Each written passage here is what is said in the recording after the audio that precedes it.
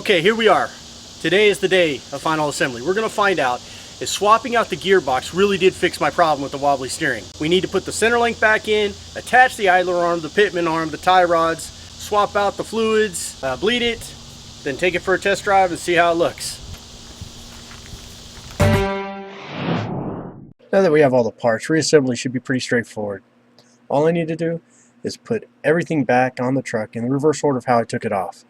You take away all the mistakes I made taking it off, it shouldn't take any time at all. The first step is to get the idler arm back onto the frame. Having an extra set of hands can come in useful here, but it's not really required. I managed to do this by myself in a short amount of time. Now, I'm not going to lock this down right now. I'm going to get it snug tight, a kind of general position, but I need to have a little bit of play in here for when I put the center link back on, so that I can kind of position everything. Because I got to put the center link on, I got to attach these two, then I got to also bring these tie rods back up and tap them in. So you don't want to make it lock tight just yet.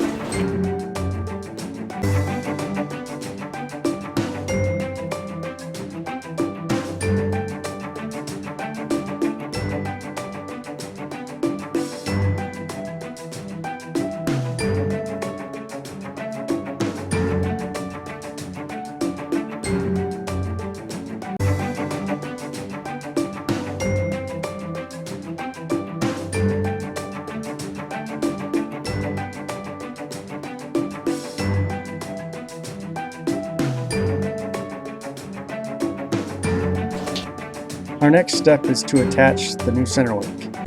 We're going to attach it to the left and right tie rods before we attach it to the idler arm and the pitman arm. If you decide that you don't want to do it in that order, please pause the video now, go outside, figure out what I learned, and when you have, come back inside, and you can start the video again. The next thing is you want to make sure not to adjust the adjusters on the tie rods. That would affect the toe of the truck and require you to go get an alignment after you finish putting the linkage back on. Once the tie rods are attached, you can now move on to attaching the pitman arm and the idler arm.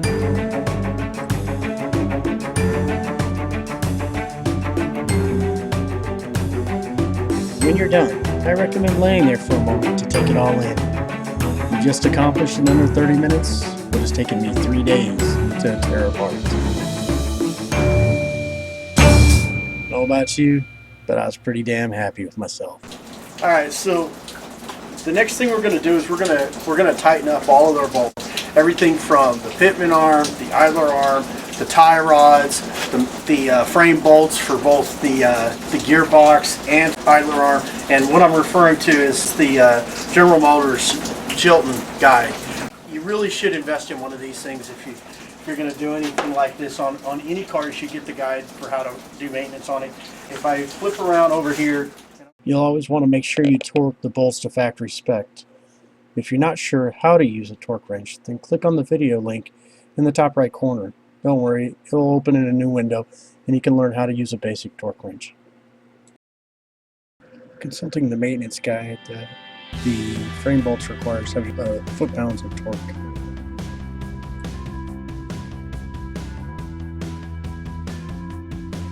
Alright, so the pitman arm to the relay requires 35 pounds. And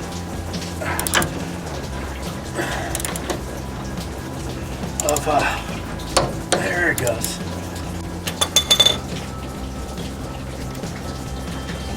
There it goes. It took me a few minutes to get the first cotter pin in. But other than that, it was pretty straightforward. The idler arm to the relay rod or center link or whatever we're calling it this weekend, it's 35 as well. So make sure you have it set. Everything's ready to go.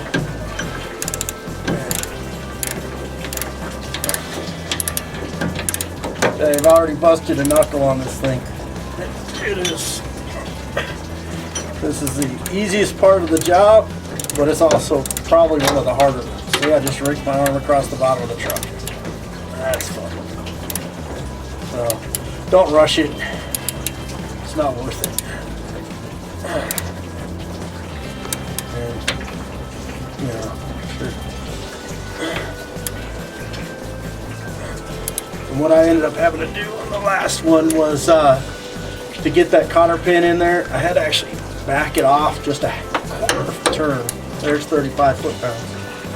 Alright, so now I'm going to look to see if I can see the hole for the cotter pin, and it looks like this one's going to be a little bit easier to go.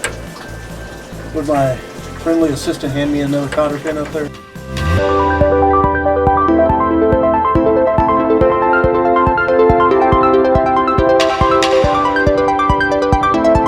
With everything torqued to spec, we move on to the power steering lines.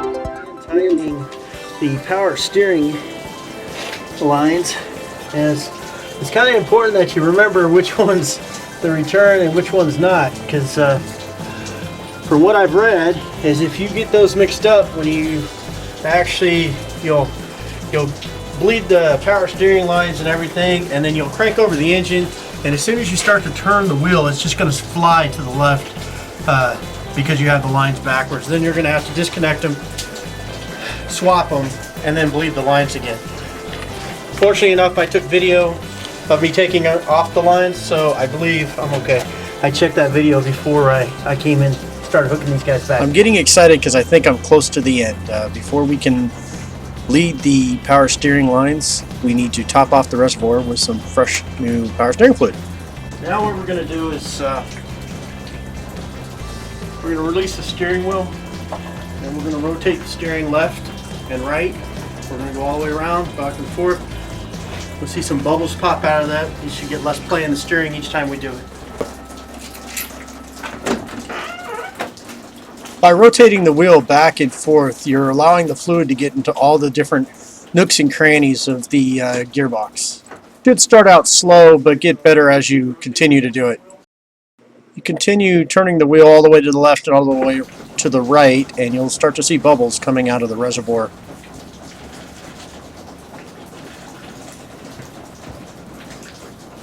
So as we go back and forth, you go all the way. So I'm going to go all the way, and I mean I'm turning that with one finger. That means it's well lubricated, and what you're doing is you're getting that power steering fluid in all the nooks and crannies inside there. And I'm going to show you something. There's your play. All right, we had 2.5 inches of play, and in this new one we got about a ½ inch. Alright, so once you've got all the power steering, kind of the fluids all through the system, you check for leaks. I don't see any leaks, so we're good. And then you go ahead and you notice the level dropped way down. It's because now we got it through the whole system. So we're going to go ahead and we're going to top this thing off.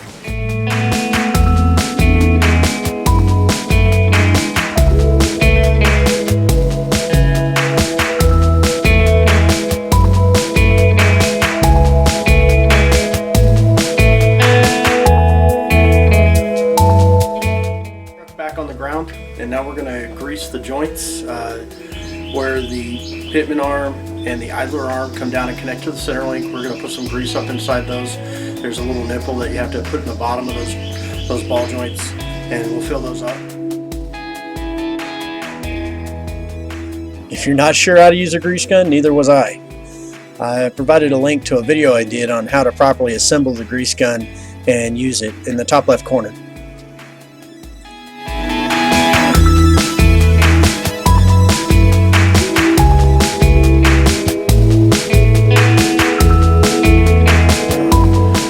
Say, don't try and keep this clean because that leads to rusting parts. So put a lot of this lubrication everywhere.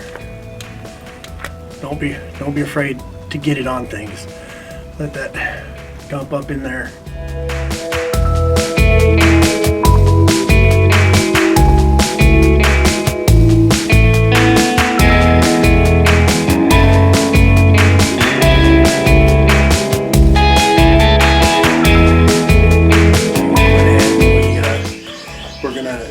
Drain the power steering fluid out of there because there's about a ½ quart inside the power steering pump itself.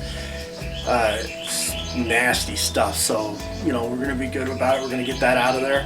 a little manual pump. We're gonna pull that, and then I've got some really high quality stop leak Valvoline power steering fluid. It's like $10 a quart, but when it comes to your steering, you can't really take any chances. So we're gonna put that in there, and then we're gonna take it for a test drive.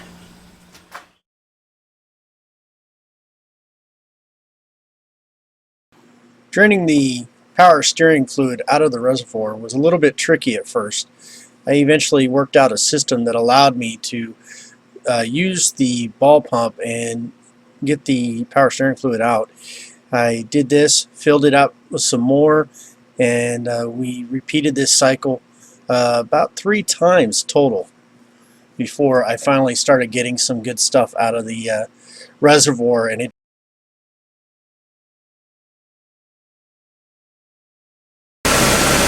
So what we're doing now is we're gonna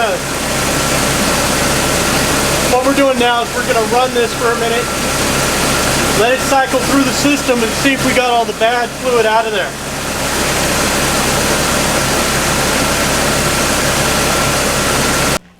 I switched gloves over to these latex ones. I was getting fluid all over. The problem is I have a slight allergic.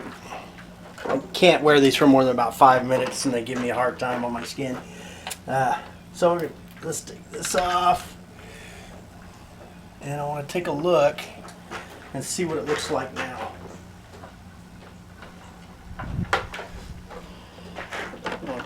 Get my trusty little bucket up here. It's looking better. It's taken me a little while, but I think I've gotten this figured out how to get this stuff out of here using this little hand pump. Takes a little technique, but once you get it, it goes a lot faster than what I was doing earlier.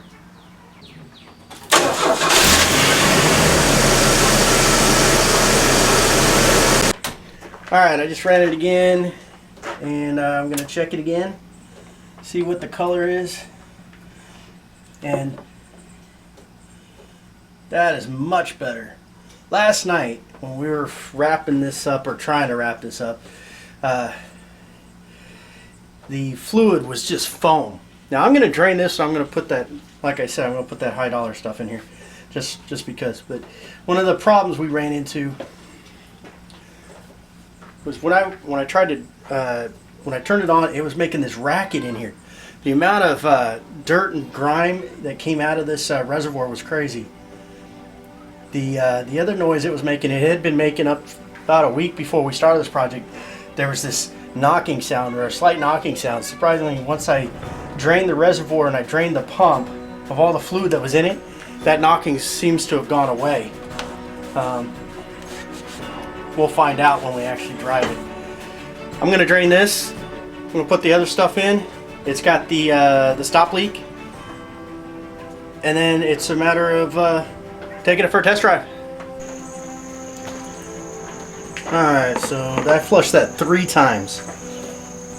Now we're going to put in the Max Life Valvoline power steering fluid. So, no association, just kidding. Alright.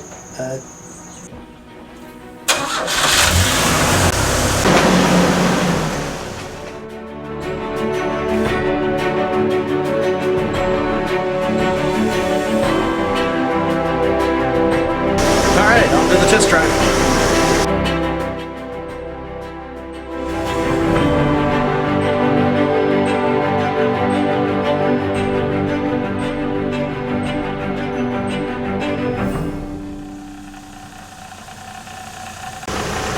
So Tyler, you driven it, what's the verdict? The handle okay?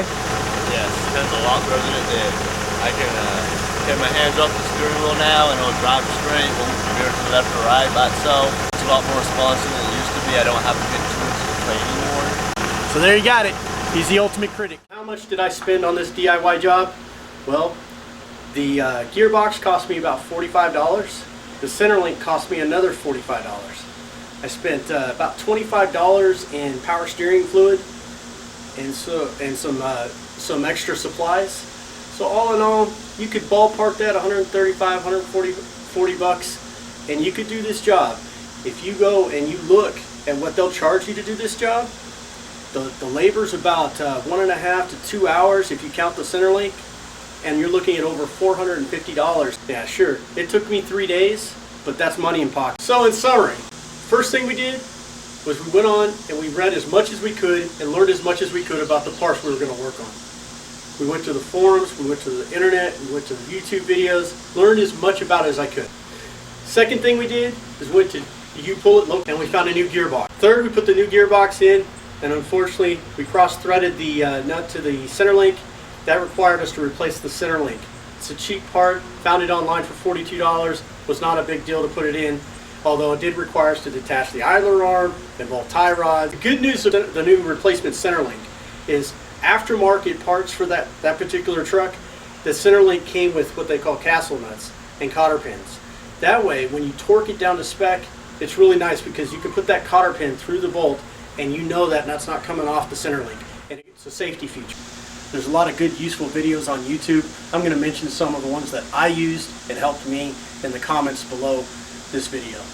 So, is this a DIY job? Yes, it is, as I said before. However, it's not going to be a 4-hour job if you've never done this before. You have to have patience and you have to understand what you're going into.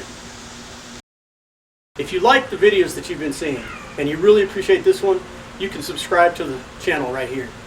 You can also, down below, you can see the most recent videos that we've uploaded, and we appreciate your feedback and comments. It really goes a long way to us improving the video quality of what we're posting.